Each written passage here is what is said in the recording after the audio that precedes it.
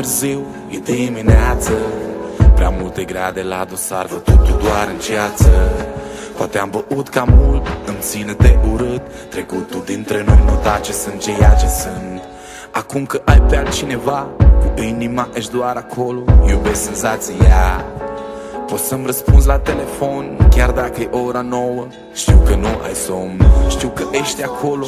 Lângă el nu poți să dormi. Ai crezut că poți mai mult, ai crezut că e un drum. Te-ai cam ars, se pare că ți-e frică de clipa când va spune pas. Retras în fiecare seară de atunci. Am încercat să uit momentul, hai încearcă să te culci. E ceea ce-ți convine, e ceea ce-ți dorești. Dar și atunci când e în tine, tot la mine te gândești.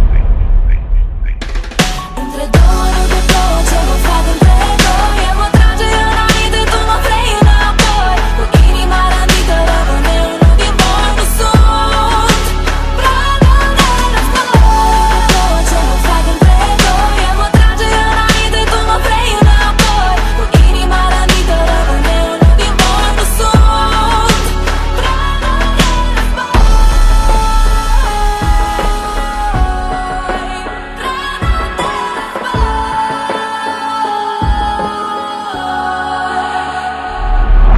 Yeah, ăsta te sună, dar tu nu vrei să-i răspunzi. Ai zis că-i spui de noi, ce dracu te mai ascunzi? Că nu vă rostul, vă roșiu când sună ca prostul. Închide telefonul, eu te aștept în patul nostru. No, nu mă băga în filmul vostru, chiar nu mă interesează viața ta cu fostul. Hai, fă mai bine și dezbracă-te, relaxează-te că nici eu nu spun de altele. Ieri când ai plecat aveai mail-ul deschis și fără să vreau am văzut tot ce ăla ți-a scris. Zicea că-i panicat și că simte ceva, ci că tu te-ai cam schimbat, crede că ai pe altcineva.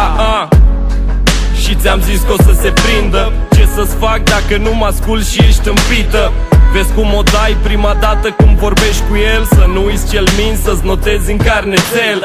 Să revenim unde eram în pat, da. Întinde-te pe spate, lasă-mă să-ți intru-n soarta. Femei sunt multe și chiar dacă-i plină balta, ce rost mai are să o dau dintr-una într-alta?